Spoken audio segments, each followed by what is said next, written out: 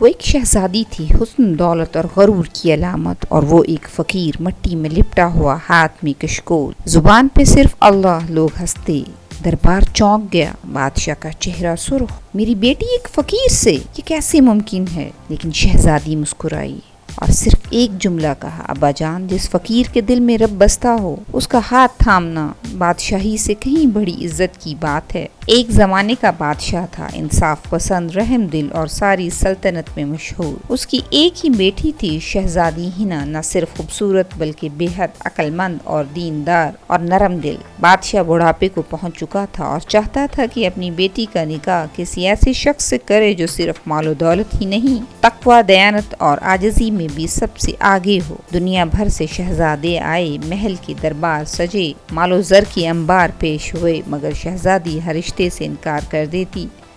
آخر ایک دن بادشاہ نے بیٹی سے کہا، بیٹی تو سب کو رد کر رہی ہے، مگر وجہ تو بتا. شہزادی مسکرائی اور بولی، ابا جان، میں ایک ایسے شخص سے نکاح کرنا چاہتی ہوں جو دل کا امیر ہو، نہ کہ صرف مال و دولت. بادشاہ خاموش ہو گیا، وہ جانتا تھا کہ اس کی بیٹی عام نہیں ہے. اسی دوران محل کے قریب ایک فقیر آیا، چپ چاپ ایک درخت کے نیچے بیٹھا، وضو کیا، تسبیح پڑھنا شروع کی اور چلا گیا، نہ کسی سے مانگتا نہ کچھ کہتا. ایک دن شہزادی نے اسے دیکھا، اس کے چہرے پر ایک ایسی روشنی دیکھی جو کسی بادشاہ میں بھی نہ تھی. یہ کون ہے؟ اور وہ فقیر ایک دن محل میں داخل ہوا اور اس نے بادشاہ سے اس کی بیٹی کا ہاتھ مانگا. بادشاہ کو اس چیز کا بہت غصہ آیا، لیکن اس نے سب سے یہ کہا کہ کوئی میری شہزادی کو اس کے بارے میں نہ بتائے. لیکن وہ بات جیسے ہی شہزادی تک پہنچی تو اس نے اپنے باپ سے اس کے بارے میں پوچھا تو بادشاہ نے اسے اس کے بارے میں بتایا، لیکن شہزادی نے اس کے ساتھ نکاح کی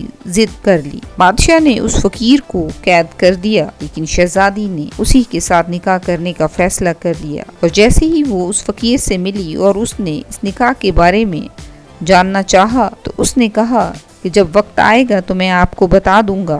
اس نے اپنے باپ سے کہا، ابا حضور، میں اسی فقیر سے نکاح کرنا چاہتی ہوں. پورا دربار ہل گیا. شہزادی، ایک فقیر سے یہ کیسا فیصلہ ہے؟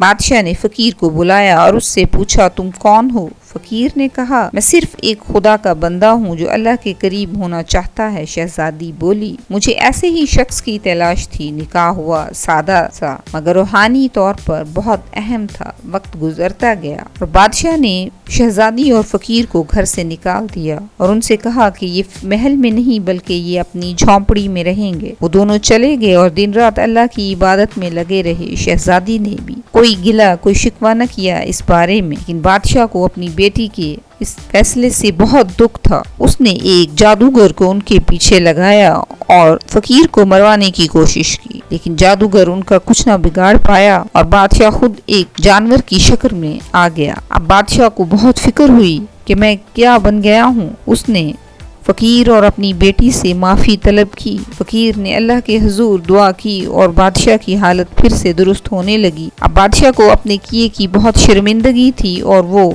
فقیر اور اپنی بیٹی سے معافی چاہتا تھا. جب ان کو بلا کر اس نے معافی مانگی تو فقیر نے کہا، کوئی بات نہیں. وقت گزرتا گیا اور سب نے دیکھا کہ وہ فقیر حقیقت میں ایک ولی تھا جس نے شہزادی کے ساتھ شادی کی. کچھ ہی دنوں کے بعد وہ فقیر ایک بہت خوبصورت شہزادی کی شکل میں تبدیل ہو چکا تھا. شہزادی نے جب اس کے بارے میں جاننا چاہا تو شہزادی کو اللہ کے اس بندے نے کہا کہ میں کوئی فقیر نہیں بلکہ ایک شہزادہ ہوں جو صرف تم سے شادی تمہارے امتحان کے لیے کرنا چاہتا تھا کہ تمہیں دولت اور شہرت عزیز ہے یا تمہیں ایک اچھے انسان کی تلاش ہے. اور پھر شہزادہ اس کو اپنے محل میں لے گیا اور وہاں ایک خوبصورت زندگی گزارنے لگے. اصل دولت دل کی پاکیزگی اور عاجزی ہے. بادشاہی